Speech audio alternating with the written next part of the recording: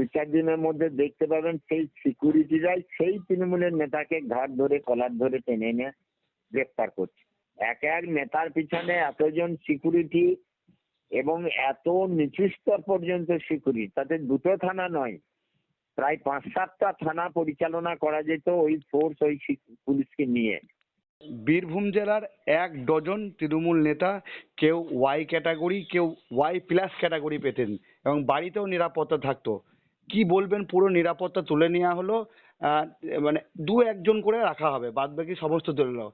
এমনকি যারা পঞ্চায়েতের নেতা তাদেরও নিরাপত্তা দেওয়া হয়েছিল, তাদেরও তুলে নেওয়া হলো। কি বলবেন এই পুরো বিষয়টা নিয়ে?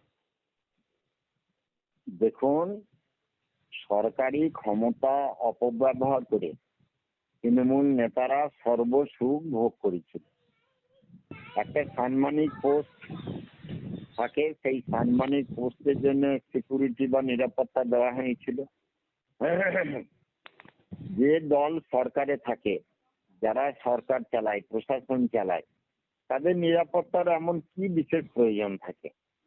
কিন্তু তারপরেও রেখেছিল, আমি ধরে নিলাম সাম্মানিক পোস্ট, সম্মানের জন্য তাদের নিরাপত্তা দেওয়া হয়েছিল। আজকে তাদের পোস্টও নেই, তাদের সম্মানও নেই, সব তো চোর ডাকাত। সব থেকে আশ্চর্যের বিষয় যে সিকিউরিটিরা তাদের নিরাপত্তা দেওয়ার জন্য ২৪ ঘন্টা তাদের শয়নে শ্রবণে বসনে যখন যেখানে আছে সেখানেই ডিউটি করেছে।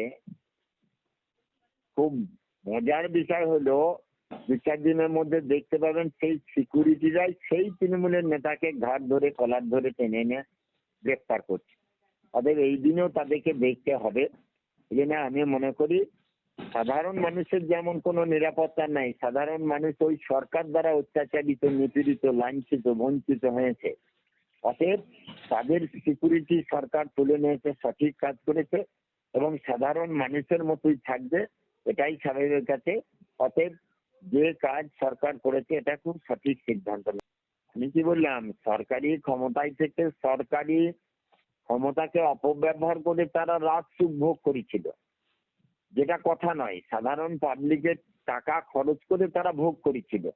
অতএব এইগুলো এখন তুলে নেওয়া হচ্ছে, এটাই স্বাভাবিক ছিল। আর যেটা করেছে সরকার সেটা সঠিক কাজ করেছে। তাদের সাধারণ মানুষের মতোই থাকতে হবে, কোনো আলাদা ফেসিলিটি দেওয়া যাবে না, এই বিষয়ে খুব পরিষ্কার। তাই সরকার এই চরম সিদ্ধান্ত নিয়েছেন।